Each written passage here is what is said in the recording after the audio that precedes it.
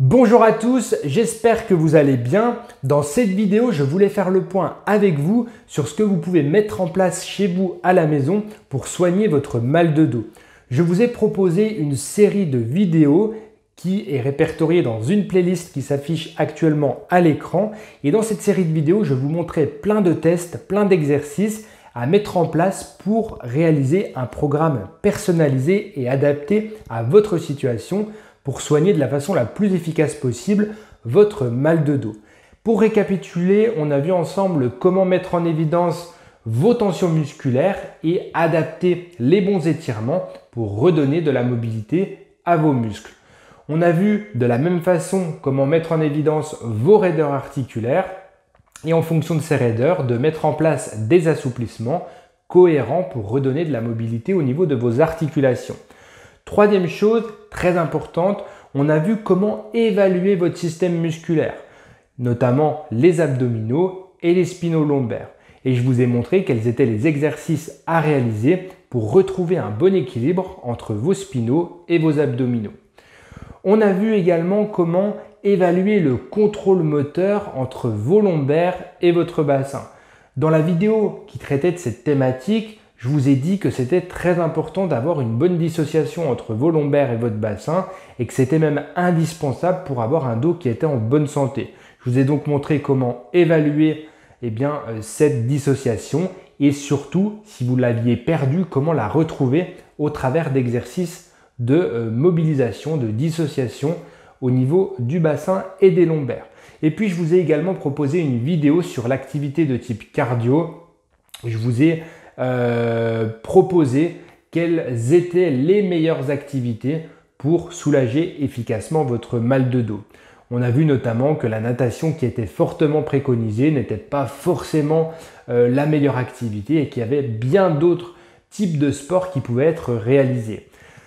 Tout ça pour vous dire qu'il faut vraiment s'intéresser à toutes ces thématiques-là. Il ne faut pas en laisser une de côté. Puisque si vous voulez vraiment traiter et efficacement votre mal de dos, il faut que vous retrouviez un dos qui est mobile et qui est stable. Et la récupération de la mobilité, elle passe par la libération musculaire, articulaire, et la stabilité, elle passe par le renforcement de vos muscles. Et pour éviter qu'il y ait des compensations qui soient en place, il faut évidemment avoir une bonne dissociation au niveau vertébral, au niveau de votre bassin, etc.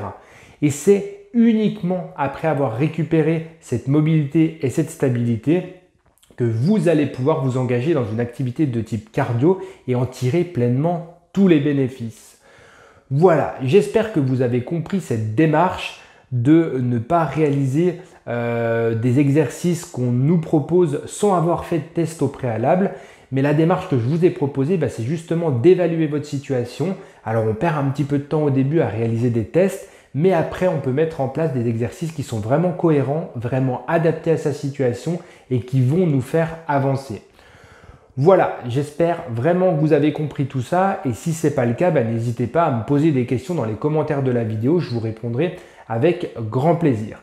Il y a deux notions que je n'ai pas abordées dans les vidéos, je vais juste vous les mentionner tout de suite pour compléter tout ce qu'on a vu ensemble dans les vidéos de la playlist. La première chose, c'est que je n'ai pas parlé de l'IMC, l'indice de masse corporelle, qui se calcule par le poids en kilogrammes divisé par la taille au carré en mètres et qui permet d'avoir une idée, un aperçu de si vous êtes plutôt en maigreur, en poids normal ou en obésité. Aujourd'hui, on sait que l'obésité est un facteur de risque pour le mal de dos. Donc si aujourd'hui vous êtes en obésité, vous avez une augmentation des probabilités d'avoir mal au dos. Alors j'entends déjà les personnes qui me disent « mais moi je suis en surpoids et j'arrive pas à perdre du poids parce que dès que je fais de l'activité, j'ai mal au dos ». Sachez que vous pouvez amorcer un régime ou en tout cas une alimentation équilibrée et cohérente tout en étant au repos et en perdant du poids. Puisque si vous avez des apports énergétiques qui sont un petit peu en dessous des dépenses de repos que vous avez quotidiennement, vous allez perdre du poids. Alors là, je vous conseille éventuellement de voir un nutritionniste parce que l'objectif, c'est pas que vous perdiez votre masse musculaire, mais le plus possible votre masse adipeuse.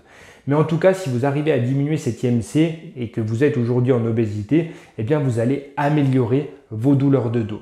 Et une fois que vos douleurs de dos seront améliorées, eh bien vous pourrez vous lancer petit à petit dans les exercices qui étaient auparavant douloureux, notamment les exercices de type cardio et l'activité que vous aurez choisie.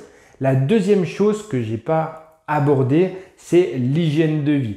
C'est une sphère qui est très vaste, qui nécessitera peut-être une vidéo un petit peu plus tard, mais il faut avoir une hygiène de vie qui est cohérente avec une bonne santé. Sinon, tout ce que vous allez mettre en place en termes d'exercice, ça ne va pas forcément être très efficace.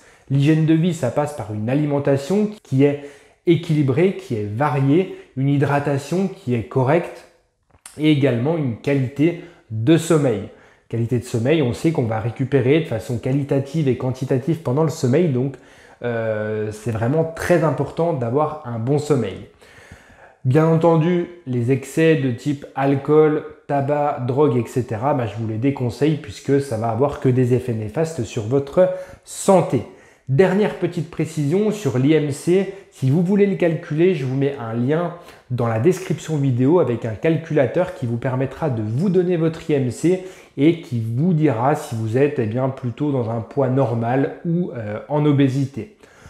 Voilà pour cette vidéo récapitulative.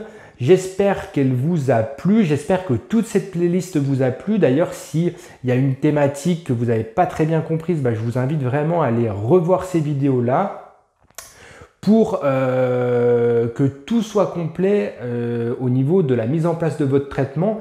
Je vous invite à prendre une feuille et à noter tous les résultats de vos tests que je vous ai proposés dans les vidéos et en face de chaque test, de proposer quels sont les traitements qu'on a vu ensemble. Donc par exemple, si vous aviez une raideur sur les ischio-jambiers, vous le mettez au niveau de votre test et en traitement, c'est étirement des ischio-jambiers. Je vous invite vraiment à faire ça sur toutes les vidéos que je vous ai proposées et du coup, vous allez avoir un traitement complet, global, cohérent que vous allez pouvoir mettre en place. Merci à vous pour votre attention, pour votre écoute. N'hésitez pas à mettre un pouce en l'air si la vidéo vous a plu et moi je vous dis à très bientôt dans une prochaine vidéo. Ciao ciao!